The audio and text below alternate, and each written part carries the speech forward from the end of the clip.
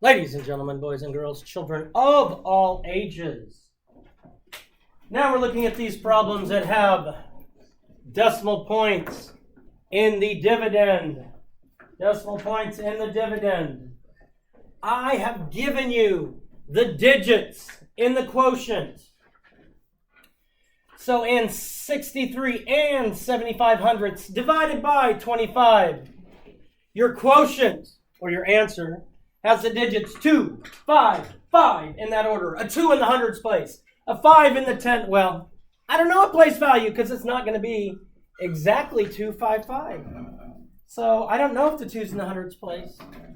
I don't know if the 5 is in the tens place. I don't know if there's a 5 in the ones place.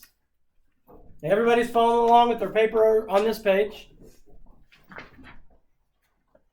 And your task was to put the decimal point in the quotient in the correct place. Let's see what Mr. Silas, where did you put your decimal point? I put it in between the 2 and the 5. In between the 2 and the 5. Can you tell me why? Because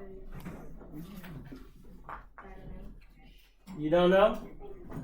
Brindley? Because the question that it's divided by, well, what is the first? The dividend. The dividend. Uh-huh.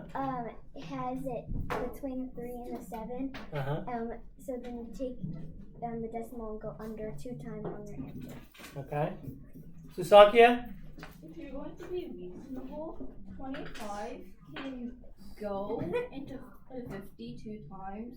Then if you add another 25, it's 75, which is too high. So we have to know it's at least 2 All right, good. in the ones place.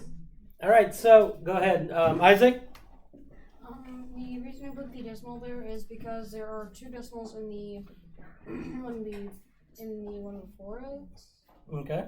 and one that's the division with decimals. Okay. Well, let's look here. We're dividing by 25. And when I divide, my decimal point goes straight up. So is 25 going to go into 6? No. Courtney, is 25 going to go into 63? No. Yes. Yes. Because if I count by my multiples, if I do the most difficult part of division, and I write down my multiples, I'm going to have, and y'all can do these in your, 25 is easy. Just think of quarters. That's all I'm saying. 25, 50, 75. As Susankia said, 75 is too big. So the 2 has to go there. Meaning the 2 is in the ones place. Meaning the decimal point has to be behind the 2 because the 2 is in the ones place.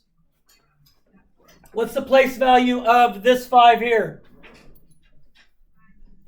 Tenths. Anyone? This one? Hundredths.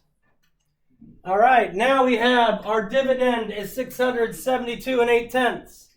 We're dividing that by 16.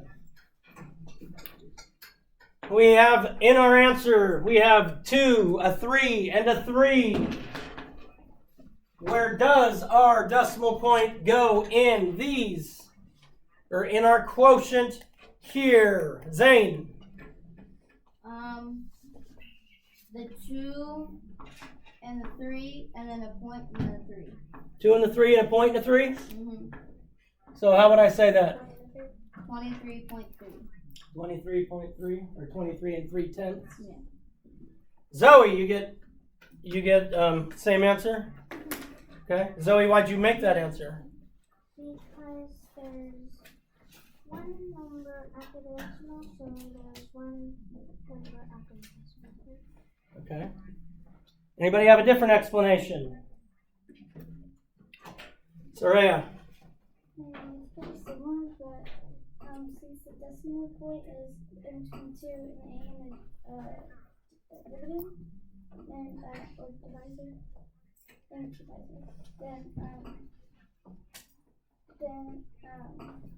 that means that there will be the solution All right.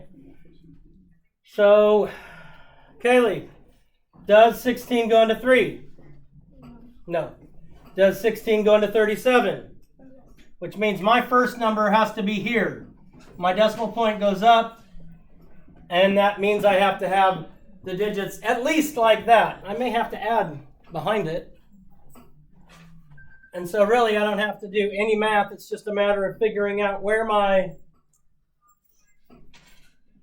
decimal point works for you. Brinley. Are you gonna do 2 in each class so you can go check it on YouTube? I don't know. I haven't figured out yet. I haven't decided yet. Drea, how you doing? Good. Boom, shakalaka, peace out. God bless. All you do something kind of day. Subscribe.